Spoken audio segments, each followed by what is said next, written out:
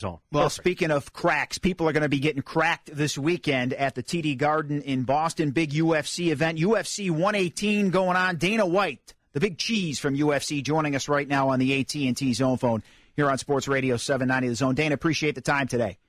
My pleasure. Thank you, guys. Dana, we appreciate it. How big is this going to play in Boston? Because this event is over at the TD Garden. Yeah, no, it's going to be big, man. You know, I have a lot of history in Boston.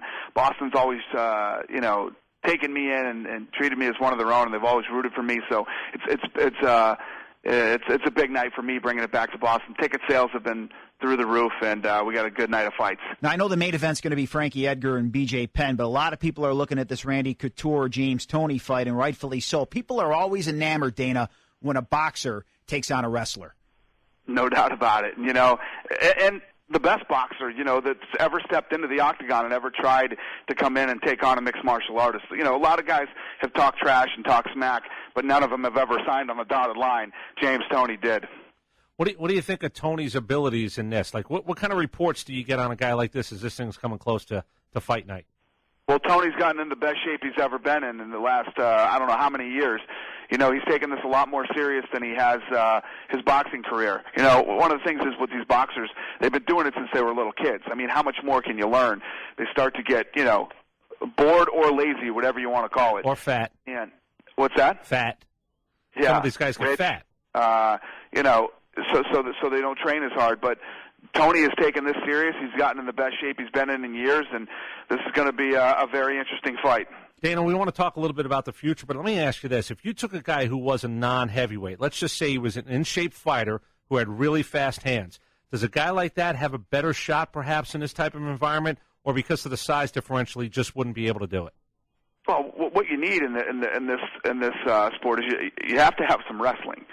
You know, people ask me about boxers coming over into the, you know, which boxer? I said the boxer that has the best wrestling background.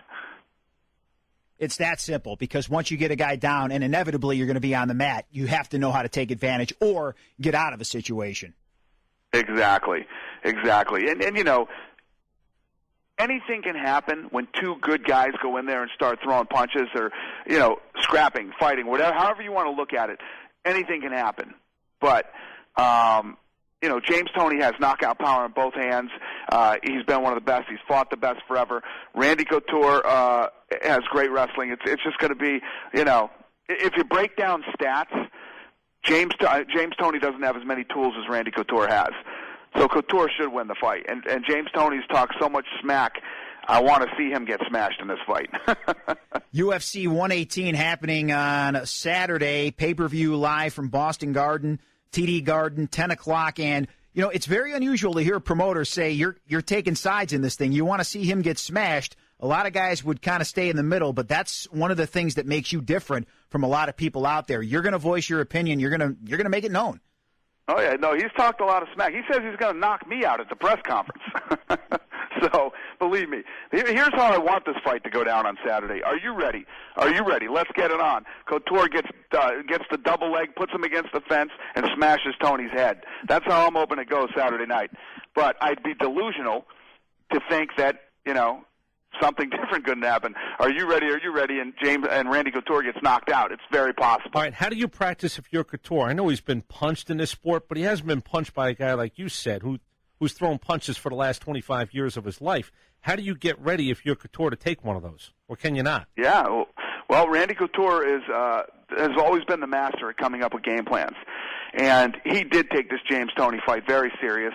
You know, I'm sure he's got a game plan to go in there and dismantle James Toney. What would Toney do to you, or what would you do to Toney? Let's just say James Toney wins. His smack talk is backed up. What happens then? What if he points to you and says, why don't you come on in here now? I heard you wanted me to get my head smashed. I can tell you this, I'm not fighting James Toney.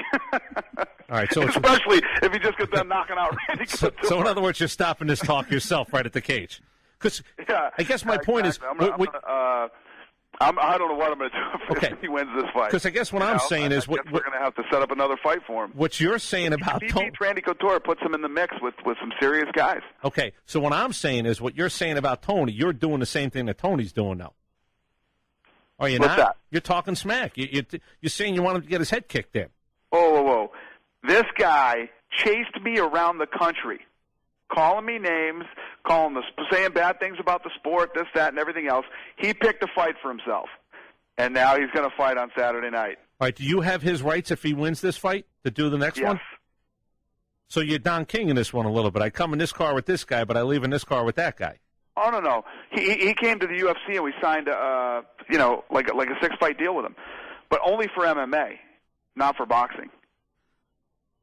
The UFC 118 is happening, we should mention, on Saturday night from the TD Garden in Boston, as we are joined by Dana White from the UFC. It starts at 10 o'clock Eastern, and we had Frank Shamrock on last week, and I know you two aren't the best of friends, but I got to tell you something, Dana. I've talked to you in person. We've done TV stuff with you. We've done radio stuff. You know how to promote an event. This Frank Shamrock was putting me to sleep. Was he on there promoting an event? I don't know what he was promoting. That's a very good question, Dana. He was on, and he sounded like he was half awake. Now, he could probably, rip my heart while it's still beating out of my chest, but if I'm a guy that wants to buy a fight, if I'm a guy that's interested in seeing something, you got to give me something. And Frank Shamrock, we asked him, what was the problem he had with you, Dana White? And again, I don't know what he was promoting, and I don't even know what his problem was with you. He kind of just said something about clean values and not personalities and just about fighting.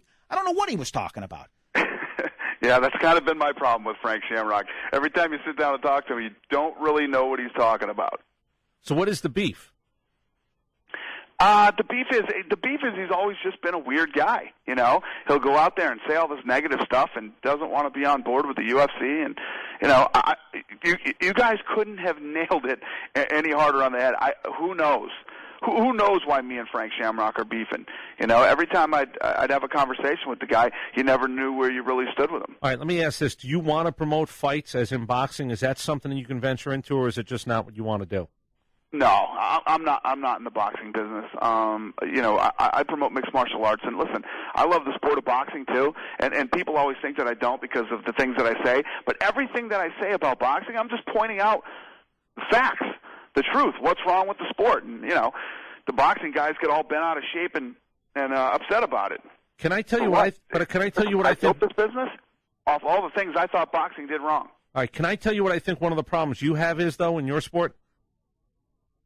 Yeah. I think the build-up for guys, the sustainability for guys long-term seems pretty difficult. In other words, right around the corner, there's another guy that's going to get his lights knocked out, and then you have to say, no, this guy's the toughest guy who's ever lived on this planet. Well, no, not really. I mean, if you look at Anderson Silva, he hasn't lost since 2006.